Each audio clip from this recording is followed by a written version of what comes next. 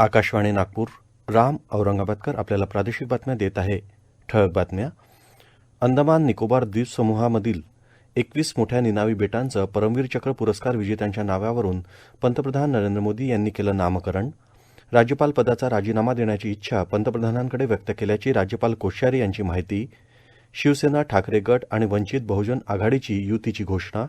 आणि अनुसूचित जाती, अनुसूचित जमातींमधील नवउद्योजकांनी नॅशनल SC/ST हबच्या माध्यमातून रोजगार निर्माण करावेत, केंद्रीय मंत्री नारायण राणे यांचं आवाहन. राष्ट्रपती द्रौपदी मुर्मू यांनी पराक्रम दिनानिमित्त नेताजी सुभाषचंद्र बोस यांना आदरांजली अर्पण केली आहे. देशाच्या स्वातंत्र्य संग्रामात सहभागी होण्यासाठी नेताजींनी लाखो भारतीयांना प्रेरित केलं. देश कायम त्यांचा ऋणी राहील, असं त्यांनी आपल्या संदेशात म्हटलं आहे.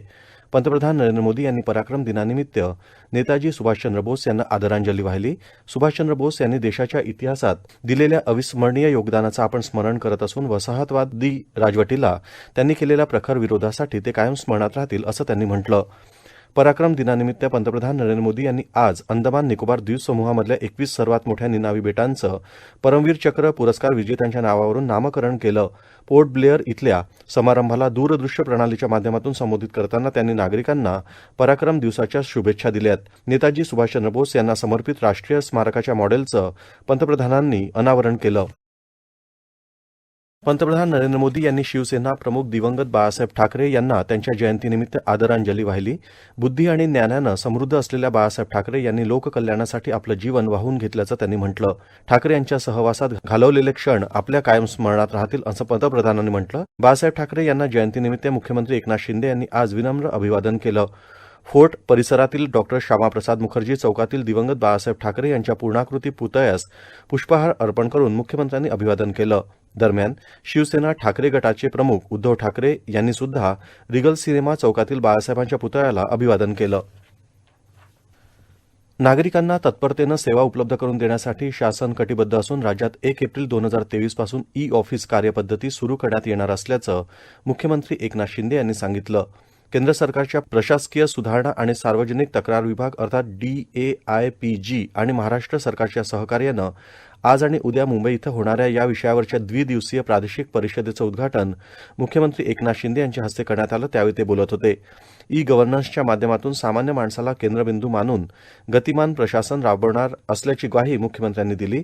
विविध पदांच्या 75,000 नोकर भरतीसाठी पारदर्शक पद्धतीनं TCI सारख्या विश्वासार्ह कंपन्यांच्या माध्यमातून भरती प्रक्रिया राबविण्यात येणार असल्याचं मुख्यमंत्र्यांनी यावेळी सांगितलं.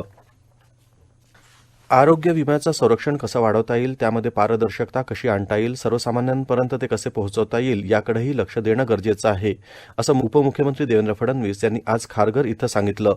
नवी मुंबईत भरती विद्यापीठ मेडिकवर रुग्णालयाचे उद्घाटन त्यांच्या हस्ते झालं, त्यावेळी ते बोलत होते. आरोग्य विमा संरक्षणाखाली जास्तीत जास्त संस्थांचा पर्याय उपलब्ध असेल तर कोणत्याही व्यक्तीला कॅशलेस पद्धतीचा वापर करून प्रक्रिया पूर्ण करता येईल, असा प्रयत्न येत्या काळात करणार असल्याची माहिती त्यांनी दिली. भारतीय नौदलाच्या 5व्या कलवरी प्रकारातली वागीर पाणबुडी आज नौदलाच्या ताफ्यात दाखल झाली. मुंबईच्या माझगाव गोदीत फ्रान्सच्या मेसर्स नेव्हल ग्रुप या खाजगी कंपनीच्या सहकार्याने ही पाणबुडी तयार झाली आहे. या पाणबुडीच्या समावेशामुळे समुद्रात विस्तृत भागात गस्त घालणं लक्ष ठेवण्याच्या नौदलाच्या क्षमतेत वाढ होणार आहे. दावोस इथल्या जागतिक आर्थिक परिषदेत महाराष्ट्रानं विक्रमी गुंतवणूक खेचून आणली. मात्र विरोधकांकडून याबाबत दिशाभूल केली जात असल्याचं उद्योगमंत्री उदय सामंत यांनी म्हटलं आहे. या संदर्भात त्यांनी काल सामाजिक माध्यमांवरून नागरिकांशी संवाद साधला. भारतात एखाद्या परकीय कंपनीत गुंतवणूक करायची असेल तर त्या कंपनीची भारतात नोंदणी अनिवार्य आहे. त्यामुळं या कंपन्यांची नोंदणी राज्यात असली तरी गुंतवणूक ही परकीय असल्यानं त्यांनी नमूद केलं. शासनानं देऊ केलेली प्रोत्साहन मान्य असल्यामुळेच या कंपन्यांनी दावोस इथल्या जागतिक आर्थिक परिषदेत महाराष्ट्र शासनासोबत सामंजस्य करार केले आहेत, असं सामंत यांनी यावेळी स्पष्ट केलं. राज्याच्या राज्यपाल पदाचा राजीनामा देण्याची इच्छा पंतप्रधान नरेंद्र मोदी यांच्याकडे व्यक्त केल्याची माहिती महाराष्ट्राचे राज्यपाल भगतसिंह कोश्यारी यांनी दिली आहे. पंतप्रधान मोदी यांनी अलीकडेच मुंबईचा 1 दिवसीय दौरा केला.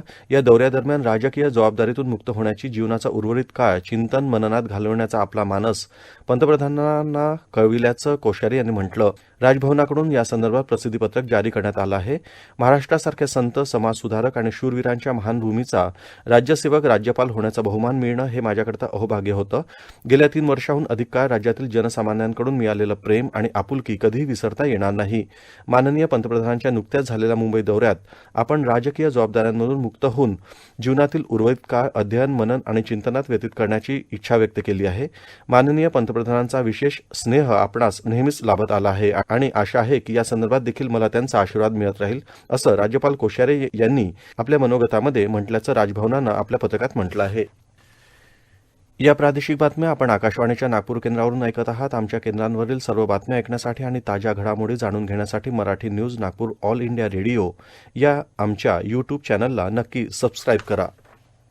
शिवसेना प्रमुख बाळासाहेब ठाकरे यांच्या 97व्या जयंतीदिनी शिवसेना उद्धव बाळासाहेब ठाकरे पक्षाचे प्रमुख उद्धव ठाकरे आणि वंचित बहुजन आघाडीचे प्रमुख प्रकाश आंबेडकर यांनी युतीची घोषणा केली. डॉक्टर आंबेडकर भवनात संयुक्त पत्रकार परिषदेचं आयोजन करण्यात आलं होतं. या निमित्तानं राज्याच्या राजकारणात शिवशक्ती भीमशक्ती पुन्हा एकदा एकत्र आली आहे. यावेळी मंचावर शिवसेना ठाकरे गटाचे सुभाष देसाई, खासदार संजय राऊत, खासदार अरविंद सावंत, वंचित बहुजन आघाडीच्या प्रदेशाध्यक्षा रेखा ठाकूर उपस्थित होत्या. उद्धव ठाकरे म्हणाले की जनतेला नको त्या वादात अडकवून भ्रमात ठेवूनच हुकुमशाही येतं. त्याच वैचारिक प्रदूषणातून देशाला मोकळा श्वास घेता यावा यासाठी देशातील लोकशाही जिवंत ठेवण्यासाठी आणि घटनेचं पावित्र्य जपण्यासाठी आम्ही दोघं एकत्र येत आहोत. बाळासाहेब ठाकरे यांचा आज जन्मदिवस आहे. ज्या एका स्वप्नाची महाराष्ट्राची जनता वाट पाहत होती त्याबद्दलचा निर्णय घेण्यासाठी आम्ही दादरच्या वास्तूमध्ये एकत्र आलो आहोत. आंबेडकर आणि ठाकरे या नावाला एक विचार आहे, एक पार्श्वभूमी होती. दरम्यान सध्या ही युती फक्त शिवसेनेसोबतच असून महाविकास आघाडीचं नंतर बघू, असं प्रकाश आंबेडकर यांनी स्पष्ट केलं आहे.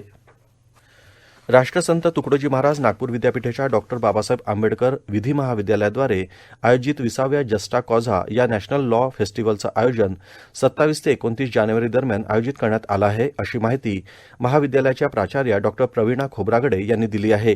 या फेस्टिवलचं उद्घाटन 27 जानेवारी रोजी सर्वोच्च न्यायालयाचे न्यायमूर्ती भूषण गवई यांच्या हस्ते होईल. यावर्षीच्या जस्टा कॉझाची संकल्पना गुन्हेगारी कायदा अशी असून 3 दिवसीय परिषदेत संशोधन पत्रिका सादरीकरण, तज्ञ व्यक्तींचं व्याख्यान, अभिरूप न्यायालय स्पर्धा, प्रश्नमंजुषा स्पर्धा यांचं आयोजन करण्यात आलं आहे. महाराष्ट्र राज्य ग्रामीण जीवनोन्नती अभियानाअंतर्गत उमेद कुरखेडा तालुक्यातील रामगड येथील प्रक्रिया उद्योगाच्या युनिटला काल रात्री भीषण आग लागली. या आगीत लाखो रुपयांची यंत्रसामग्री आणि अन्य साहित्य जळून खाक झालं. उमेद प्रकल्पाअंतर्गत रामगड इथं जांभूळ आणि सीताफळ प्रक्रिया उद्योगाचं युनिट आहे, परंतु मध्यरात्री या युनिटला अचानक भीषण आग लागली. या आगीत बॅटऱ्या, यंत्रे, कॅरेट, पल्प, बिया, फर्निचर आणि कागदपत्रे जळून खाक झाली. या आगीमुळे उमेदचे सुमारे 50 लाख रुपयांचं नुकसान झाल्याचा अंदाज आहे. पुराडा पोलीस घटनेचा तपास करीत असल्याची माहिती उमेदचे जिल्हा अभियान व्यवस्थापक प्रफुल्ल भोपये यांनी दिली. आत्मनिर्भर भारतासाठी पंतप्रधान नरेंद्र मोदी यांनी अनुसूचित जाती, अनुसूचित जमातीमधील नव उद्योजकांना 2016 मध्ये नॅशनल SC/ST हब आणलं आहे. या माध्यमातून अनुसूचित जाती आणि अनुसूचित जमातीच्या नव उद्योजकांनी केंद्र शासनाच्या मदतीनं रोजगार निर्माण करावेत. सकल देशांतर्गत उत्पादन वाढविण्यासाठी आणि देशाला आत्मनिर्भर करण्यासाठी युवकांनी उद्योजक होऊन योगदान द्यावं, असं आवाहन केंद्रीय सूक्ष्म, लघु, मध्यम उद्योग मंत्री नारायण राणे यांनी केलं आहे. मुंबईतील वर्ल्ड ट्रेड सेंटर इथं केंद्रीय सूक्ष्म, लघु, मध्यम उद्योग मंत्रालय, राज्याच्या समाज कल्याण विभागाच्या वतीनं आयोजित नॅशनल SC/ST हब संमेलनात केंद्रीय मंत्री राणे बोलत होते. यावेळी मंत्री राणे यांच्या हस्ते प्रातिनिधिक स्वरूपात शून्यातून उद्योजक बनलेल्या नितीन बनसोड, दिनेश खराडिया, सुनील चव्हाण आणि अप्पा वाघ या 4 उद्योजकांचा सन्मान करण्यात आला. कार्यक्रमस्थळी विविध वस्तूंचे स्टॉल लावण्यात आले होते. शेवटी पुन्हा काही ठळक बातम्या.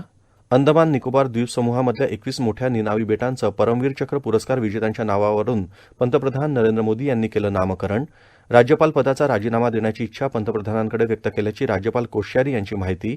शिवसेना ठाकरे गट आणि वंचित बहुजन आघाडीची युतीची घोषणा आणि अनुसूचित जाती, अनुसूचित जमातींमधील नव उद्योजकांनी नॅशनल SC/ST हबच्या माध्यमातून रोजगार निर्माण करावेत, केंद्रीय मंत्री नारायण राणे यांचं आवाहन. याबरोबरच हे प्रादेशिक बातमीपत्र संपलं. नमस्कार.